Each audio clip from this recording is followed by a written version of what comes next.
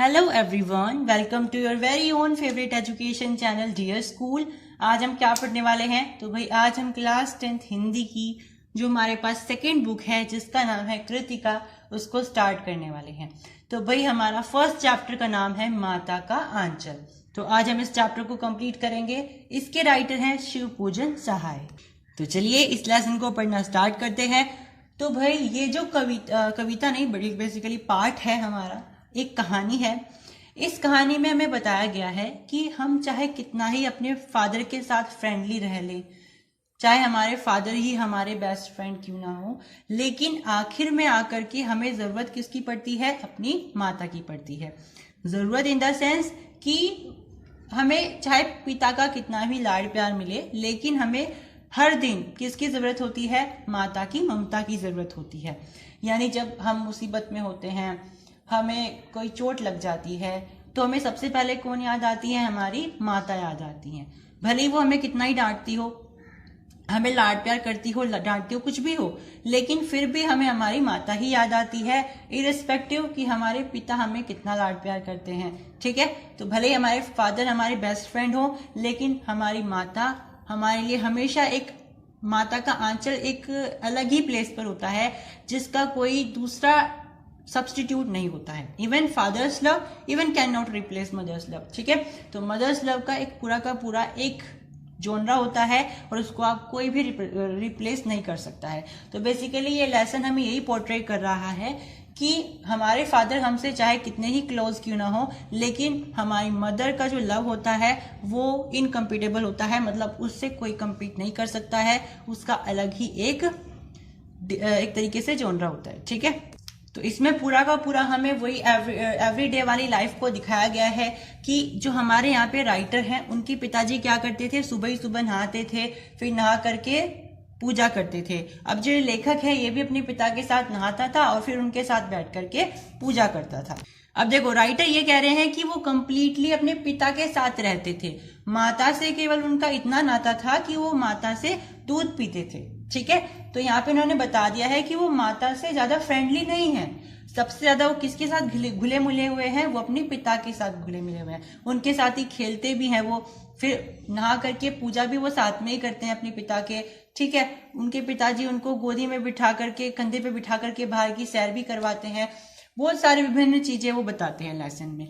तो यहाँ से हमें पहली लाइन से कंफर्म हो जाता है कि उनका माता से इतना कोई फ्रेंडली वाला रिलेशनशिप नहीं है, लेकिन फिर भी लेसन के एंड में हमें लेसन मिल जाएगा कि आप चाहे मदर से ज्यादा फ्रेंडली हो या ना हो, लेकिन एट द एंड आपको अपनी मम्मी की ही याद आनी है। ठीक है, तो नहाने से लेकर पूजा करने से लेकर के वो अपने पिता के साथ ही बाहर बैठक में सोते भी थे। ठीक है, बैठक होता है जैसे ग्रामीण क्षेत्र होते हैं, उसमें एक घर होता है और एक होता है बैठक। बैठक बेसिकली लोगों के लिए होती है, यानी कि जैसे पंचायत होनी है या कोई बाहर के लोग आने हैं, मेहमान आने हैं। ठीक है, मेल मेहमान आने हैं, तो वो सबके सब वहां बैठते थे और जो फीमेल्स होती थी वो घर में जाती थी। ठीक है, तो बैठक बेसिकली मेल्स के लिए होती थी, अभी भी होती हैं, बहुत सारे गांव में अभी भी बनी हुई होती हैं बैठकें। तो बैठकें बेसिकली मेल्स के लिए हुआ करती थी, विलेज में बनती हैं ये। इसमें क्या होता था, जब भी कोई मेहमान आना है तो मेल वालों को तो वहां बिठा लेते बैठक में और फीमेल्स चली जाती थी घर में। ठीक है, तो जो हमारे राइटर हैं यानी कि शिवपूजन सहाय, जिनका नाम भोलानाथ है या फिर इनका दूसरा नाम क्या है? तारकेश्वर नाथ है, वो बैठक में अपने पिताजी के साथ सोया करते थे। अब जब भी उनके पिताजी पूजा करते थे तो भोलानाथ उनसे कहते थे कि हमारे भी तिलक लगाओ, हमारे भी तिलक लगाओ। और वो तिलक किसका लगाते थे? वो तिलक लगाते थे भभूत का। ठीक है, तो जो यहाँ पे भोलानाथ है उनको भोलानाथ कौन कहता है? उनके पिताजी कहते हैं। और उनका असली नाम क्या है? उनका असली नाम तारकेश्वर नाथ है। अब जिस तरीके से भोलानाथ के पिता भोलानाथ को भोलानाथ कहते हैं, उसी तरीके से जो तारकेश्वर नाथ है यानी कि भोलानाथ है, वो भी अपने पिताजी को एक नाम से बुलाते हैं, जो नाम कौन सा है? बाबूजी है। ठीक है, बेसिकली विलेजेस में जब पहले वाली बात करें, आजकल तो बिल्कुल सिस्टम चेंज हो गया है, पहले की बात करें तो पहले समय में लोग अपने पिताजी को बाबूजी ही कहते थे। ठीक है, तो यहाँ पे यही बताया गया है कि जो तारकेश्वर नाथ है वो अपने पिताजी को बाबूजी के नाम से ही बुला रहे हैं। और इसी तरीके से वो अपनी माता जी को मैया से बुलाते हैं। ठीक है, जैसे हमने देखा है ना, कृष्णा जी कहते थे अपनी माता को मैया, इस तरीके से भोलानाथ भी अपनी माता जी को क्या कह रहे हैं, मैया कह रहे हैं। अब जो तारकेश्वर नाथ है, उनके पिताजी क्या करते थे, उनके पिताजी ने एक तरीके से हम बोल सकते हैं एक नोटबुक बनाई हुई थी। उस नोटबुक में वो रोज क्या करते थे, 1000 बार राम का नाम लिखते थे। ठीक है, राम राम राम राम, इस तरीके से। ठीक है, कहा जाता है ना कि आप बोलने के बजाय अगर आप लिखोगे भी तो आपका पूरा का पूरा एकाग्रता उसी चीज पे रहती है। तो इसलिए हमें यहाँ पे बताया गया है कि जो तारकेश्वर नाथ थे, उनके पिताजी जब पूजा करते थे तो वो कैसे करते थे, वो एक रामनामा बही बनाई हुई थी, यानी कि बेसिकली उन्होंने एक नोटबुक बनाई हुई थी जिसका नाम क्या है, रामानामा बही। मतलब कि ऐसी नोटबुक जिसमें आप जाप लिख रहे हो। ठीक है, जैसे राम राम राम राम। ठीक है, लिखकर क्या होता है, आपका पूरा का पूरा कंसंट्रेशन उसमें चला जाता है। ठीक है, तो यहाँ पे ये बताया गया है। फिर इतना करने के बाद तारकेश्वर नाथ के पिता क्या करते थे, 500 बार छोटे छोटे पर्चों पर, छोटे छोटे कागजों पर राम राम नाम लिखते थे और फिर उन कागजों को आटे की गोलियों में लपेट करके नदी में फेंक करके आते थे। और उनके साथ ये काम करने उनका बेटा यानी कि भोलानाथ या फिर तारकेश्वर नाथ भी जाते थे। तो यहाँ पे हमें पता चल रहा है कि फादर का अपने बेटे से कितना अच्छा बॉन्ड है। इवन वो लोग क्या करते थे, उनके जो पिताजी हैं तारकेश्वर नाथ के, वो उनके साथ कुश्ती भी खेलते थे और बच्चे को अच्छा महसूस कराने के लिए वो अपने आप हार जाते थे, हार जाने का नाटक करते थे ताकि बच्चा खुश हो जाए। तो इस तरीके से उन दोनों के बीच में बहुत अच्छा बॉन्ड था। अब जैसे हमारी मम्मी पापा क्या करते हैं, हमारे किस करते हैं। ठीक है, तो इसी तरीके से जो भोलानाथ के पिताजी थे वो भोलानाथ को किस करते थे। जब वो उनकी बाएं गाल पर किस करते थे तो उसको क्या बोलते थे, खट्टा चुम्मा। और जब वो उनकी दाहिनी गाल यानी कि जब उनकी लेफ्ट वाले उस पर किस करते थे तो उसको क्या कहते थे, मीठा चुम्मा। ठीक है, तो बेसिकली हमें ध्यान रखना है कि अगर बाएं वाला है तो मीठा और अगर दाहिने वाला है तो खट्टा। ठीक है, let me repeat, I am confuse here. Basically जब बाएं वाला होगा तो खट्टा, दाएं वाला होगा यानी दाहिने वाला होगा तो मीठा। फिर दोनों पिता और बच्चा जो सन है, फादर है, वो दोनों मिलकर के ही खाना खाते थे। और कहाँ पर खाते थे, चौके पर बैठ करके खाते थे। तो गांव में बेसिकली ये जगह होती है एक चौका, बेसिकली एक बरामदे में ही एक जगह होती है जिसको हम बोलते हैं चौका। तो चौके पे बैठकर ही वो पिता और बेटा खाना खाते थे। फिर दोनों के दोनों माता भी पिता भी अपने बेटे को खाना खिलाते थे। और माता जी फिर क्या कहती थी अपने पति को यानी कि भोलानाथ के पिता को कि तुम तो अच्छे से बच्चे को खिलाते भी नहीं हो। फिर वो क्या करती थी, वो कहती थी कि देखो एक ये वाला टुकड़ा ले लो, किसके नाम का, कबूतर के नाम का, ये ले लो तोते के नाम का, ये ले लो बुगले के नाम का। तो बहुत सारे पक्षियों का नाम ले करके वो उसको खिलाती रहती थी। इस तरीके से फिर वो कहती है अपने पति को यानी कि भोलानाथ के पिता को कि बच्चे को इस तरीके से भोजन खिलाया जाता है।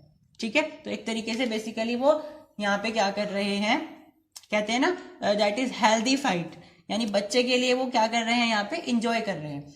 तो बच्चे को जब वो खाना खिला रहे हैं तो पिताजी खिला रहे थे लेकिन माता जी ने कहा नहीं, मुझे पता है कैसे खिलाना है। माता को पता होता है बच्चे को कैसे खिलाना होता है। ठीक है, तो उनके पिता तो बस एक आधा टुकड़ा दे दिया लेकिन उनकी माता जबरदस्ती ठूसे जा रही है, कभी कबूतर के नाम का, कभी तोते के नाम का। ठीक है, तो वो उनको भरपेट खिला रही है। अब देखा आपने, जब छोटे छोटे बच्चे नहाते हैं फिर उनकी मम्मी क्या करती है, उनको तैयार करती हैं। मोस्टली बच्चे क्या करते हैं, रोने लग जाते हैं। ठीक है, जब उनकी मम्मी उनको तेल लगाती है, ठीक है, उनके बाल बहाती है तो बच्चे क्या करने लग जाते हैं, रोने लग जाते हैं। तो ऐसे ही उनकी माता भी उनको भोलानाथ को क्या करती थी, तैयार करती थी और उनको एक तरीके से कन्हैया बना देती थी। ठीक है, तो राइटर ने कहा है कि मेरी जो माता थी, मैया थी, वो मुझे एक तरीके से कन्हैया बना देती थी और मैं रोने लग जाता था, सिसकता रहता था। तो मेरे पिताजी आते थे और मुझे अपनी गोदी में अपने कंधे पे बिठा करके बाहर ले जाते थे। बाहर जाते ही जैसे ही भोलानाथ अपने फ्रेंड्स को देखता था वैसे ही सिसकना भूल जाता था, यानी कि रोना बंद कर देता था और अपने पिता की गोदी से निकल करके बाहर छूट करके उनके साथ खेलने चला जाता था। तो बच्चा एकदम से फिर सारा ही भूल गया। ठीक है, तो बच्चे ऐसे होते हैं, उनका जो नेचर होता है वो बिल्कुल चंचल होता है। ठीक है, अभी रोए फिर अभी हंसने लग गए, अभी खेलने लग गए, ऐसे ही होता है ना बच्चों का नेचर। यस। अब जो भोलानाथ है, यहाँ पे देखो पुराने टाइम्स की बात की गई है, पुरानी ग्रामीण संस्कृति की बात की गई है। तो भोलानाथ पुराने जमाने का बच्चा है, तो उनके खेलने के जो तरीके हैं, खेलने की जो सामग्री है, वो भी बिल्कुल प्राचीन है, यानी बिल्कुल जैसे पुराने बच्चे खेला करते थे ऐसी है। अब वो लोग क्या करते थे, जैसे आपके दिए होते हैं, चिराग जिनको बोला जाता है, दीपक जिनको बोला जाता है, उनसे खेला करते थे। कनस्तर होते हैं, उनका ढोल बना बना करके खेला करते थे। जो आपके आम होते हैं, उनकी गुठली बज जाती है, उसको खोखला करके उसकी सहनाई बजा बजा करके खेला करते थे। बहुत सारी जो चीजें हैं वो इस तरीके से खेला करते थे, ठीक है। इवन वो अपने घर के ही चबूतरे पर क्या करते थे, नाटक करते थे, कोई दूल्हा बन रहा है, कोई दुल्हन बन रही है, खेती किया करते थे, ठीक है। खेती कैसे करते थे, अपने ही छत के कोने पर थोड़ी सी मिट्टी डाल करके उसमें झूठ मूठ के बीज बोते थे, उसमें फिर पानी वगैरह डालते थे और कहते थे देखो हमने फसल तैयार करी है, ठीक है। और उनके पिता भी उनको ये सब देखते हुए बहुत खुश होते थे। तो क्योंकि पुराने जमाने के बच्चे हैं, तो उनकी ये पूरा ग्रामीण संस्कृति है और बिल्कुल नेचुरल है, देखने से लगता है कि हाँ बिल्कुल प्योर बच्चे हैं। लेकिन आजकल के बच्चे पबजी खेलते हैं, फुटबॉल खेलते हैं, क्रिकेट खेलते हैं। तो जो पुराने बच्चे थे, उनकी जो खेलने की सामग्री हुआ करती थी वो बिल्कुल अलग हुआ करती थी, लेकिन आजकल के बच्चों की खेलने की सामग्री बिल्कुल अलग है। और फिर राइटर बताते हैं कि जब भी वो अपने फ्रेंड्स के साथ खेत में जाते थे, आम के खेत में जाते थे, तो वहां से वो कौन से आम खाते थे, गोपी आम खाते थे, ठीक है। गोपी आम यानी घुले घुले से आम खाते थे, जिनका नाम उन्होंने गोपी आम रखा हुआ था। बेसिकली गोपी आम क्या होता है, आम की एक प्रजाति होती है।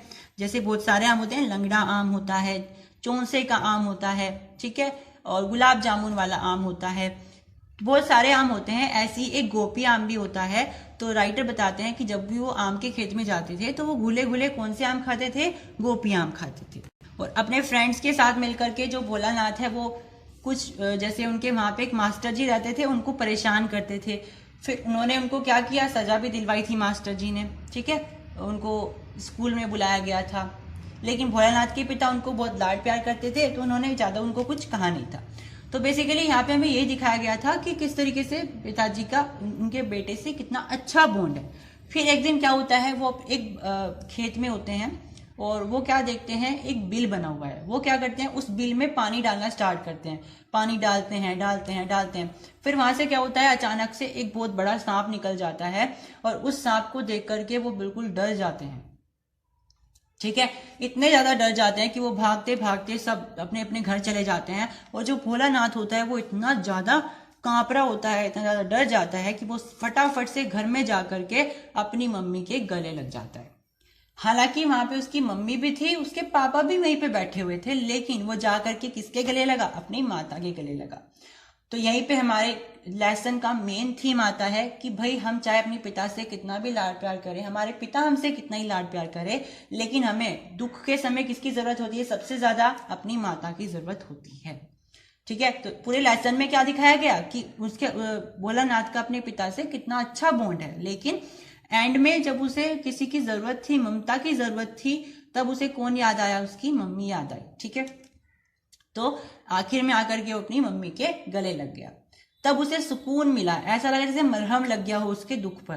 क्योंकि भाई वो छोटा सा बच्चा है, जैसे उसने सांप देखा तो बहुत ज्यादा डर गया, तो वो अपने घर पे गया और अपनी माता के गले लग गया, ठीक है।